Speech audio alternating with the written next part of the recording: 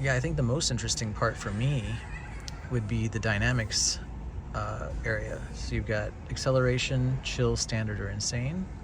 You've got ride and handling, standard or sport. That is what is affecting the adaptive dampers. Don't listen to anyone saying that they're active suspension. It's simply not true. They don't understand suspensions. And then steering weight, light, standard, or heavy. And then this is interesting. You can customize track mode. So let's go in here. And this is where I get more interested. So handling balance, we can enact more of the rear motor versus the front. Oh, that's race preset and drift preset. So race does neutral and minimal stability assist and maximum regen.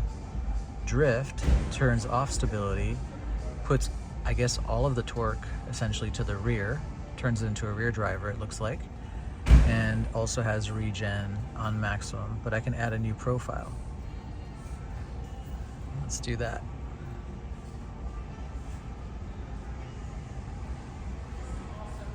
Okay. We've got to get that right. And let's create a profile. So how do I want mine set up?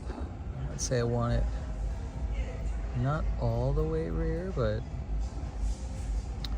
maybe something like that.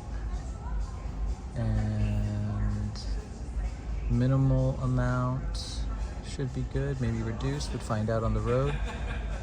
I like a pretty strong regen, but maybe not all the way. And yeah, we'll find out when we try.